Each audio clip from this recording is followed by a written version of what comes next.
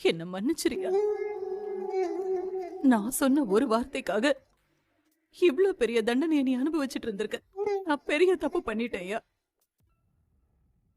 அன்னைக்கு கல்யாண மண்டபத்துல நீ அவ்ளோ சொல்லியும் நான் உன் பேச்ச கேட்கல. சிந்து சொன்னதை கேட்டு நீதான் கடத்திட்டு போய் தாலி கட்டினன்னு நான் நம்பிட்டேன். சங்கு சுட்டாலும் கருக்காதுன்னு சொல்லுவாங்க. அந்த மாதிரி நீ எந்த சூழ்நிலையிலயும் தப்பு பண்ண மாட்டேன்னு நிரூபிச்சுட்டயா. என் புள்ள தப்பு பண்ணலங்கிற சந்தோஷமே எனக்கு போதும். சிந்து மாதிரி ஒரு கேவலமான ஜென்மத்தை உனக்கு கல்யாணம் பண்ணி வச்சதை நினைச்சு நான் வெக்கப்படுறையா. அவ என்ன மட்டும் இல்ல, இந்த ஊரையே ஏமாத்திருக்கா. அவ செஞ்ச பாவத்துக்கு மன்னிப்பே கிடையாது. அவ இனிமே உன் வாழ்க்கையில இல்லவே இல்ல. நீ அவ கூட சேர்ந்து வாழக்கூடாது. அதுதான் அவளுக்கு நீ கொடுக்கிற தண்டனையா இருக்கும். என் நம்பிக்கைய பொய்யாக்குனால அவளை நீ ஒரு நாளும் மனைவியா ஏத்துக்க கூடாது.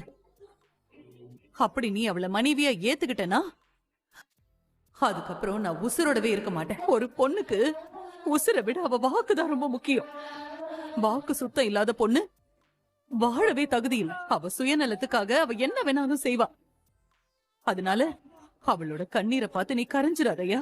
இப்படிப்பட்டவ கிட்ட இருந்து விலகி இருக்கிறது உனக்கும் நல்லது, இந்த குடும்பத்துக்கும் நல்லது. பொறுத்த வரைக்கும் அவ செத்துட்டா. இனி அவ உன் வாழ்க்கையில எப்பவுமே வரக்கூடாது. இது நீ எனக்கு செய்யற சத்தியமா இருக்கட்டும். சத்தியத்தை நீ மீறவே கூடாது.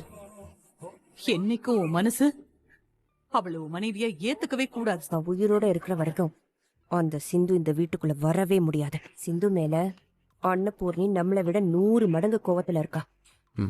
அக்கா, சிந்துவ சாதாரணமா நினைக்காத. அவ மறுபடியும் இந்த வீட்டுக்குள்ள வர்றதுக்கு கண்டிப்பா முயற்சி பண்ணுவா. அவ எப்படிரா இனிமே இந்த வீட்டுக்குள்ள வர முடியும்? அவளை பெத்தவங்களே இவ என் பொண்ணு இல்லைன்னு தலைமொழிவிட்டாங்க. அன்னபூர்ணி அவளை அடிச்சு துரத்திட்டா.